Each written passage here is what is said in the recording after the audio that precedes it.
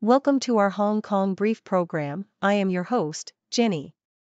Today, we're diving into some exciting news from around the region. First up, Lawrence Ho's family office has launched the world's first resort hospital right inside Macau's Studio City Hotel.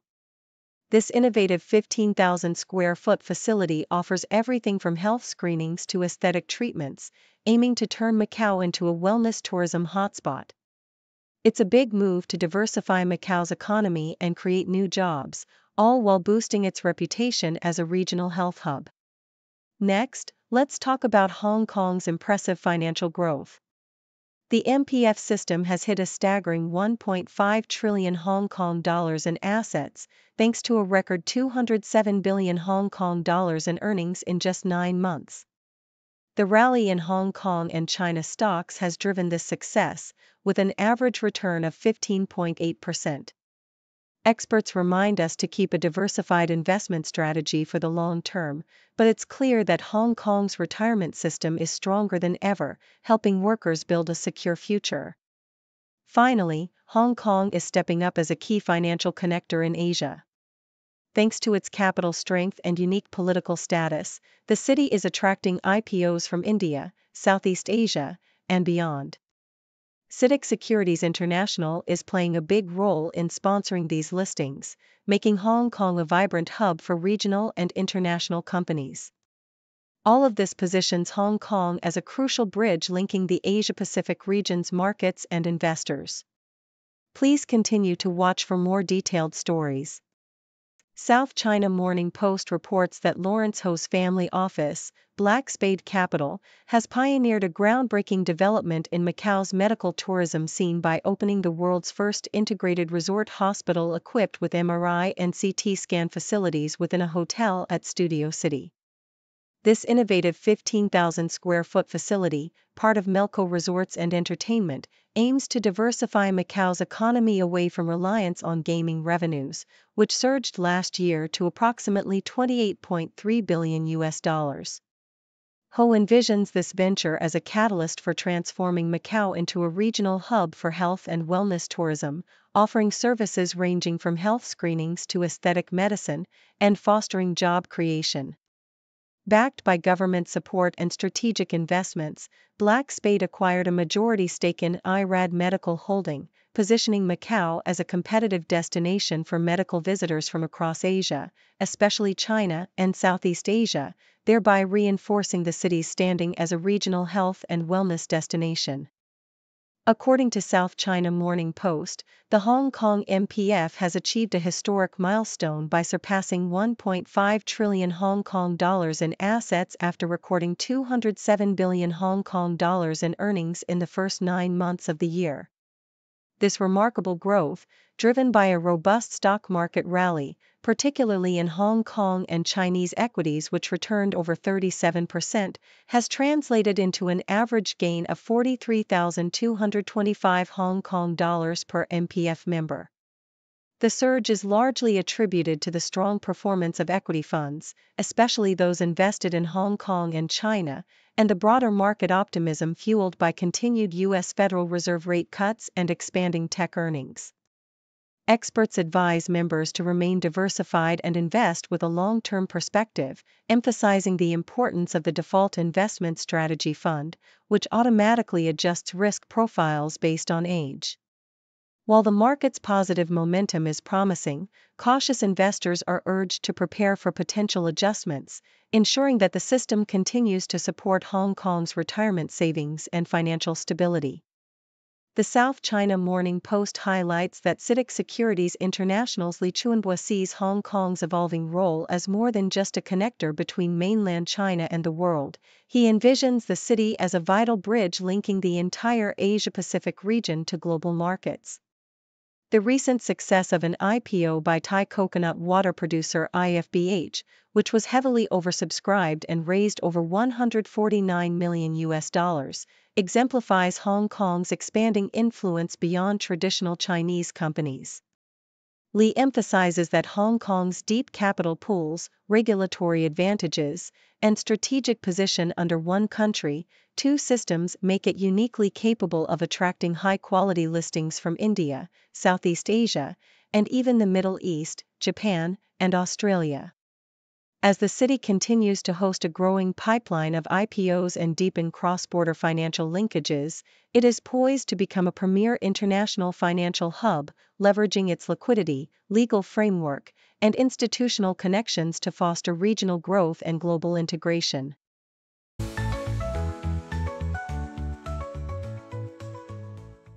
South China Morning Post reports that Matthew Blazy's debut as Chanel's creative director marks a revolutionary shift for the iconic fashion house, which has historically been led by only two designers, Coco Chanel and Karl Lagerfeld. Blazy's fresh vision was vividly showcased at the Grand Palais, transforming Chanel's quintessential femininity with bold, daring reinterpretations of its signature elements. His innovative approach to tweed, making it fluid and lightweight, along with reimagined accessories like the exposed lining of the classic 2.55 bag and the shredded camellia emblem, signals a significant departure from traditional Chanel aesthetics. The collection's striking mix of oversized shirts, feather skirts, and metallic tweed dresses challenged long-held notions, injecting a vibrant energy into the brand and emphasizing that Chanel now caters to a diverse, modern clientele rather than a singular Chanel woman. This daring presentation not only redefines the brand's creative direction but also revitalizes its cultural relevance, promising to shock and inspire both loyal fans and new followers alike. South China Morning Post also highlights Hong Kong's strategic move to join the Regional Comprehensive Economic Partnership, RCEP, the world's largest trade bloc, which encompasses 30% of global GDP and over a quarter of international exports. The city's accession, supported unanimously by ASEAN countries, is poised to deepen trade ties within Asia, especially with Southeast Asia and Northeast Asia, by significantly reducing tariffs and trade barriers. This integration is expected to benefit Hong Kong's SMEs by lowering costs, boosting exports, particularly in electronics and vehicle parts, and enhancing China-ASEAN supply chain synergy. Moreover, Hong Kong's role as a superconnector is set to expand, leveraging its legal, financial, and professional services to facilitate cross-border investments and talent exchanges.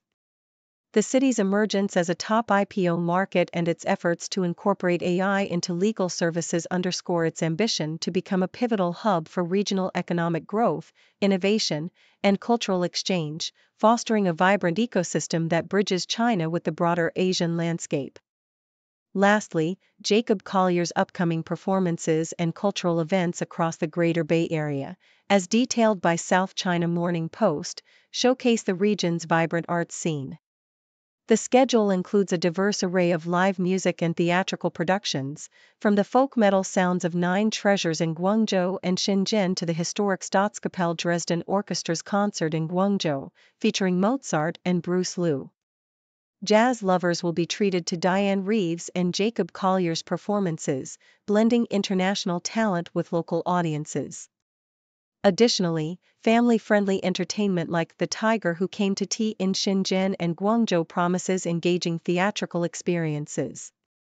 These events reflect the region's dynamic cultural landscape, emphasizing its role as a hub for international arts and entertainment, fostering cross-cultural dialogue, and offering residents and visitors alike a rich tapestry of artistic expression that celebrates both tradition and innovation.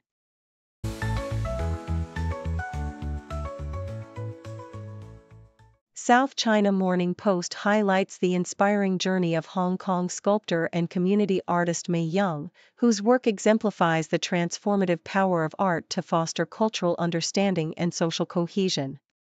Young's practice centers on repurposing recycled materials and engaging with diverse communities, including children, elderly Tonka fishermen, and individuals with disabilities.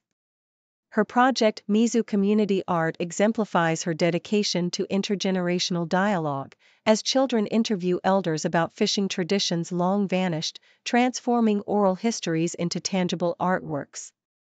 Her involvement in the French May Arts Festival, where she blended Chinese and French motifs in street performances, underscores her commitment to cross-cultural exchange.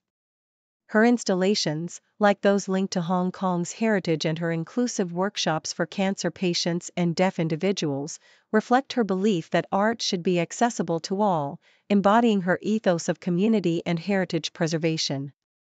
Young's personal experience as a cancer survivor has deepened her appreciation for authenticity and imperfection, inspiring her ongoing efforts to inspire future generations through her multifaceted artistic endeavors. South China Morning Post recounts Hong Kong's historic football victory in 2006 against Bangladesh, illustrating resilience amidst adversity. The team's journey was fraught with challenges: a mosquito-infested minibus ride, inadequate meals, and disruptive noise at night, yet they triumphed with a 1-0 win. Former player Gerard Umbasa Guy recalls the hardships, such as the unorganized transport and the discomfort of a mosquito-laden journey, which only seemed to galvanize the team's professionalism. His personal story reflects a deep love for football nurtured by family traditions and admiration for regional legends like George Weah. Umbasa Guy's career path, from Cameroon to China and finally Hong Kong, exemplifies perseverance amid cultural and racial obstacles, including initial discrimination and underwhelming contracts. Today, he prepares for his AFC Pro license, symbolizing his dedication to nurturing future talent and contributing to Hong Kong's football scene, embodying the city's spirit of resilience and determination. South China Morning Post reports on the economic ripple effects of Hong Kong's National Day break, revealing shifts in consumer behavior and business performance amid ongoing challenges. Despite a modest 5.1% rise in mainland visitors during the holiday, the spending patterns have shifted. Restaurants, especially casual eateries and cha-chantings, experienced a surge in patronage, but high-end dining and luxury shopping did not meet expectations. Industry insiders note that tourists now favor affordable, quick meals, often sharing images of simple Hong Kong-style snacks on social media, reflecting a more casual approach to travel spending. Meanwhile, small local businesses face difficulties. Wholesale and retail sales for luxury goods and cosmetics showed modest growth, but many small operators reported declining revenues and lease renewals, with some even contemplating closure. Experts remain cautiously optimistic, believing that government initiatives and market adjustments may signal a bottoming out, paving the way for an eventual recovery in the city's retail and hospitality sectors.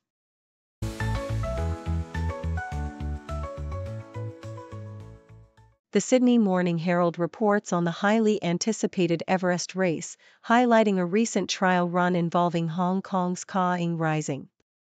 Zach Petton, the jockey, gave the horse a pass mark, noting that the soft track at Randwick was a challenge but that Ka-ing Rising showed potential for improvement. The trial, attended by a large crowd, was a crucial step for the horse, who had been in quarantine for 4 weeks and was carrying extra weight. Trainer David Hayes emphasized that the horse needed the run and would be better on race day, with Putton expressing cautious optimism about his performance, despite noting the horse felt a bit big on the softer ground. The event underscored the meticulous preparations and high stakes involved, as the race is set to attract over 50,000 spectators, making it one of the most significant sporting events in the region. SCMP Opinion discusses Hong Kong's strategic move to become a regional hub for gold reserves amidst a global rally in precious metals. The city aims to increase its gold storage capacity to over 2,000 tons within 3 years, capitalizing on the ongoing safe haven demand driven by geopolitical tensions, falling interest rates, and economic uncertainty. The article details how central banks worldwide are stockpiling gold, with China's gold ETFs experiencing a 42% return this year, and Hong Kong's IPO market thriving with Zijin Gold International's record-breaking listing. The government's proactive stance on bolstering Hong Kong's financial resilience is shown as a prudent response to global risks, positioning the city as a key player in the international gold market and a future leader in IPOs. The SCMP also highlights the urgent need to protect Hong Kong's natural environment amid a surge in tourism, especially at popular sites like Sai Kung's UNESCO Global Geopark. During the recent National Day holiday, thousands of visitors caused damage on Sharp Island, with illegal fires, coral trampling, and marine life harvesting threatening fragile ecosystems. Authorities responded with a joint operation and vowed to strengthen enforcement, but critics argue that current measures are insufficient and that more proactive regulation and public education are necessary. The article calls for a balance between tourism and conservation, emphasizing that sustainable management is essential to preserve Hong Kong's natural beauty for future generations, especially as the city faces increasing environmental pressures during peak holiday seasons.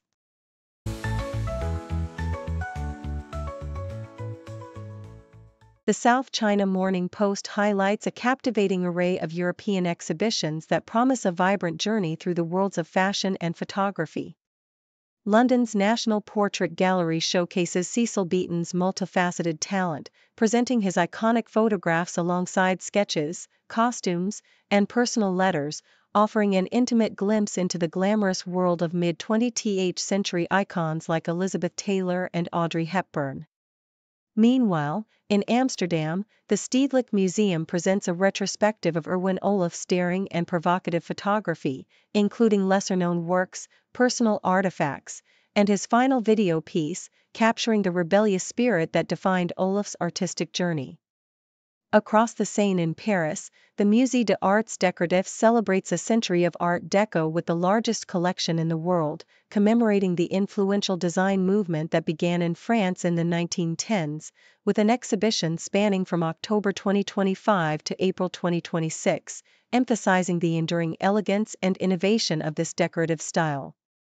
The South China Morning Post also reports a significant decline in Asian student arrivals to the United States, marking the lowest August figures since the pandemic. The data reveals a 24% drop, with China and India experiencing particularly sharp decreases of 12.4% and 44.5%, respectively. This downturn is attributed to restrictive U.S. policies under the second Trump administration, including visa delays, travel bans, and heightened vetting processes, which have caused many students to stay home out of fear of visa denials. Despite the U.S. hosting over 1 million international students, experts warn that these declines threaten economic growth and the country's leadership in STEM fields, with potential losses reaching billions and thousands of jobs. The situation underscores the fragile nature of international education and the importance of open policies for maintaining global competitiveness. Nikkei Asia reports a bold move by China's largest beverage chain, Mixue, which is investing nearly $42 million to acquire Fulu Fresh Beer's takeout draft beer bars.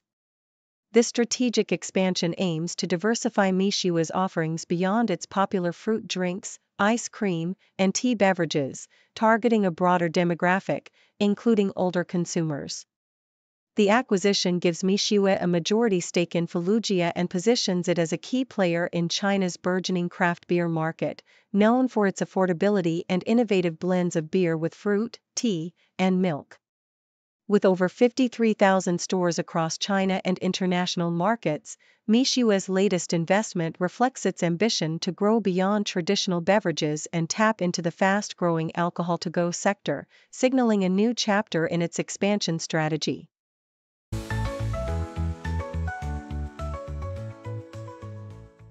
Thank you for tuning in. The content above showcases the latest briefing reports and analytical synopses, thoughtfully curated by the 6Do team. These insights stem from a wide array of reputable media outlets, think tanks, government sources, and specialized experts worldwide. We encourage you to explore these sources for a comprehensive perspective. Keep in mind that while the content may not always align with the official standpoint of 6Do Brief, it's not meant to be taken as absolute directives for decision-making. Comprising seasoned media professionals, learned scholars, and accomplished scientists, the 6Do team embodies a trailblazing, fully independent media entity. To customize 6Do Brief to meet your professional needs, you have the option to subscribe to a diverse array of briefings on our website, 6dobrief.com. Regardless of your location, you can conveniently receive 6Do Brief via email.